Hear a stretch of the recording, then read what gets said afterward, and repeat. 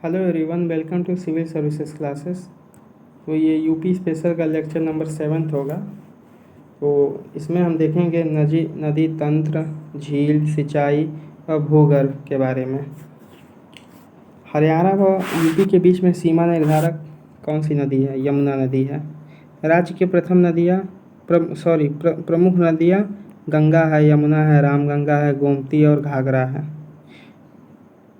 फिर राज्य की सर्वाधिक प्रदूषित नदी कौन सी है? यमुना है। यमुना का प्रदूषण लोड कितना है? 42,000 किलोग्राम तक है। गंगा का प्रदूषण लोड 35,000 किलोग्राम है।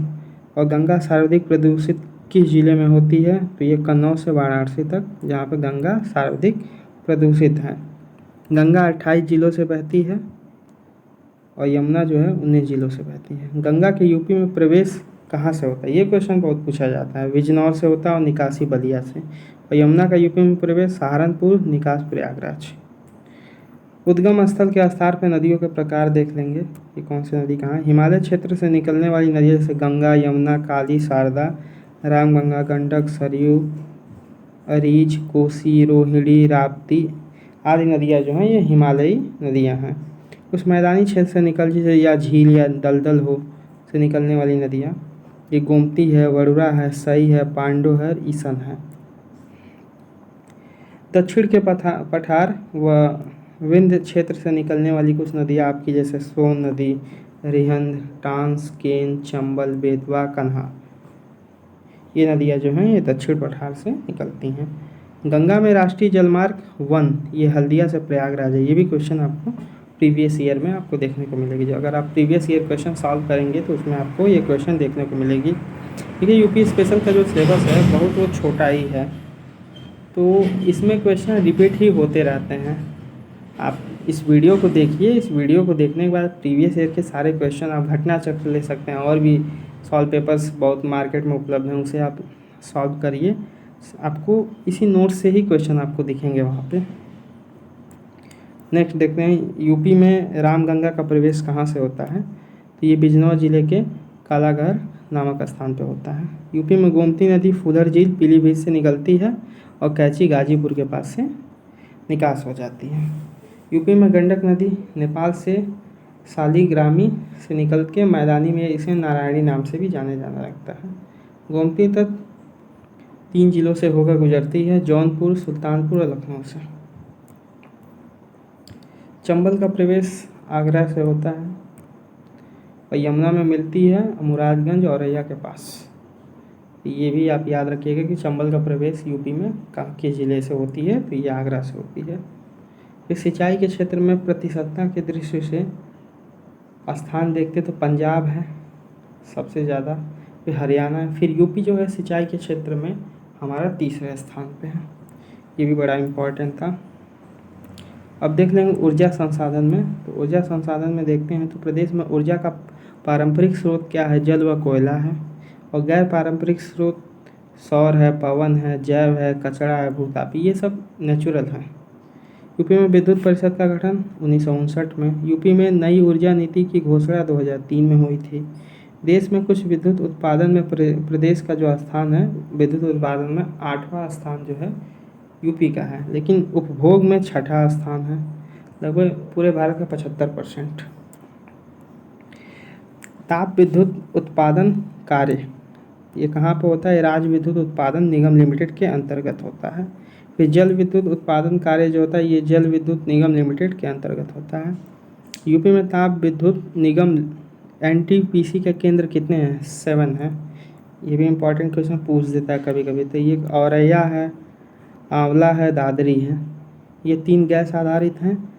और बाकी 4 जो हैं उच्चाहार ताप विद्युत परियोजना जो है रायबरेली में है। टांडा ताप विद्युत परियोजना केंद्र ये आपका अम्बेडकर नगर में है। सिगरौली सुपर ताप विस्तार परियोजना सोनभद्र में है। और रिहंद ताप विद्युत केंद्र जो है सोनभद्र में है। आगे देख लीजिए यूपी में पवन ऊर्जा मॉनिटरिंग स्टेशन कहाँ है? ये गोरखपुर में है, चित्रकूट और महोबा, 3 जगह है ये पवन ऊर्जा मॉनिटरिंग स्टेशन।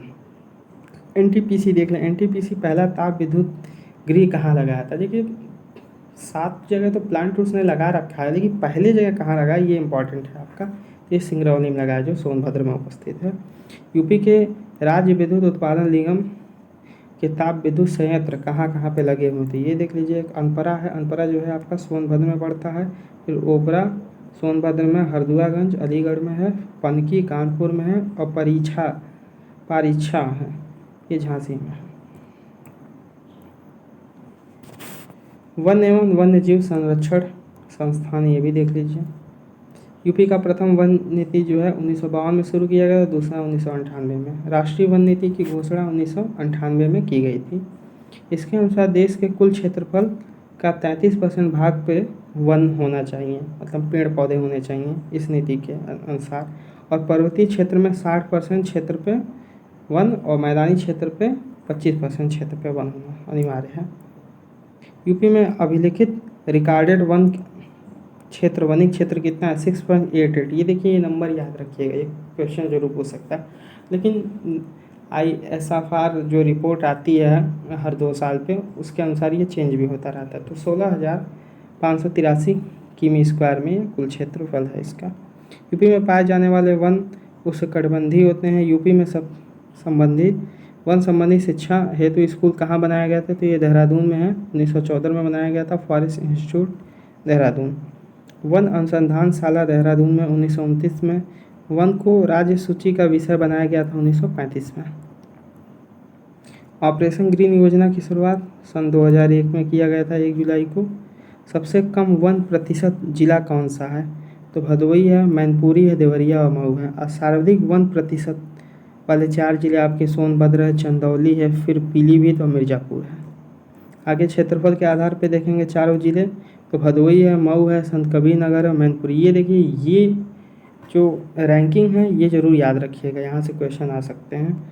सर्वाधिक, अब देखिए ऐसा नहीं है कि अगर मान लीजिए आपके ऑप्शन में भदोही दिया ही नहीं है तो आपको ये भी याद रखना है कि मऊ दिया तो मऊ लगा देंगे, संतकबीरनगर दिया तो वो लगा देंगे, और ये दोनों दे दिया जाए तो जो पहले रैंक पे होगा उसे लगाएंगे, जैसे मऊ। सर्वाधिक वन क्षेत्रफल वाला 4 जिला सोनभद्र, खीरी, मिर्ज़ापुर और पीलीभीत। नेक्स्ट, सर्वाधिक खुला वन क्षेत्रफल वाला जिला जो है ये आपका है सोनभद्र। सर्वाधिक अति सघन वन क्षेत्रफल वाला जिला जो है लखीमपुर खीरी है। नेक्स्ट, वन जीव संरक्षण के बारे में देख लेंगे। तो राष्ट्रीय उद्यान जो है दुधवा नेशनल पार्क है, जो हमारे यहाँ एक ही है यूपी में। वन जीव विहार 24 है हमारे यहाँ, पक्षी विहार 13 है, और प्राणी उद्यान 3 है। कानपुर, लखनऊ, गोरखपुर में भी बन रहा था लेकिन अब कंप्लीट हो चुका है। अशफाकुल्ला शहीद अशफाकुल्ला खान प्राणी उद्यान करके है। यूपी में वन निगम की स्थापना 25 नवंबर 1974 में की गई थी। प्रोजेक्ट एलिफेंटा 1992 में, ये भी क्वेश्चन पूछता है। दुधवा नेशनल पार्क लखीमपुर खीरी व पीलीभीत सन 1977 में राष्ट्रीय उद्यान का दर्जा भी इसे मिल गया था। ये 1968 में ये बना था, पार्क था पहले, लेकिन इसे राष्ट्रीय उद्यान का दर्जा 1977 में मिला है। प्रथम वन्य जीव विहार चंद्रप्रभा है, जो चंदौली में बनाया गया था 1957 में। सबसे बड़ा वन जीव विहार हस्तिनापुर वन जीव विहार है। सबसे छोटा वन जीव विहार जो है कछुआ वन जीव विहार, जो 60 किमी स्क्वायर में बना है, जो वाराणसी में स्थित है। प्रथम पक्षी विहार नवाबगंज में है, ये उन्नाव है स्थित है, 1984 में इसका निर्माण हुआ था। सबसे बड़ा पक्षी विहार लाख बहोसी पक्षी विहार कन्नौज में 80 किमी स्क्वायर में फैला हुआ है। सबसे छोटा पक्षी विहार पटना पक्षी विहार एटा में है, जो 1 किलोमीटर स्क्वायर में बसा हुआ है। गिद्धों और कौवों की असमय मृत्यु का कार्य जो क्या है, DDT या BHC जैसे कीटनाशक रसायन जो मृत प्राणियों में विद्यमान होते हैं, जैसे कौवा और गिद्ध जो होते हैं, जो मरे हुए जानवर होते हैं, उनके अंदर ये वायरस, ये रासायनिक पदार्थ पाए जाते थे, जिन्हें वो खाकर उनके अंदर भी ये प्रवेश कर, जिसकी वजह से ये धीरे धीरे विलुप्त होना शुरू हो गए। इस वक्त संकटग्रस्त लिस्ट में आते हैं, यूनेस्को के रेड लिस्ट में आ रहे हैं। राज्य पक्षी सारस भी रेड लिस्ट में है, संकटग्रस्त श्रेणी में आ रहा है। फिर गंगा डॉल्फिन, ये राष्ट्रीय जल जीव घोषित कर दिया गया इसे, और प्रयागराज और मिर्ज़ापुर के बीच गंगा में ये गंगा डॉल्फिन राष्ट्रीय जल जीव घोषित किया गया, और ये वहीं पे स्थित है प्रयागराज व मिर्ज़ापुर के बीचों बीच में। फिर आगे देखते हैं आपका लुप्त प्रजातियों का प्रजनन केंद्र कहाँ पे है। ये अगर आप लोग लखनऊ कभी आएँ तो कुकरैल का नाम जरूर सुने होंगे, वहीं पे ये स्थित है। राष्ट्रीय चंबल वन जीव विहार ये मगर व घड़ियाल के संरक्षण के लिए बनाया गया है। घड़ियाल प्रजनन केंद्र ये लखनऊ के कुकरैल में है और कटरनिया घाट ये आपके बहराइच में पड़ता है। एलिफेंटा रिजर्व बिजनौर व सहारनपुर में है। नेक्स्ट, बस लेक्चर अब आपका यहीं पे समाप्त हो गया और अब नेक्स्ट लेक्चर में आगे का हम डिस्कस करेंगे टॉपिक। तो वीडियो अगर अच्छी लगी होगी तो चैनल को लाइक, सब्सक्राइब और शेयर करिए और कमेंट बॉक्स में सुझाव दीजिए। धन्यवाद।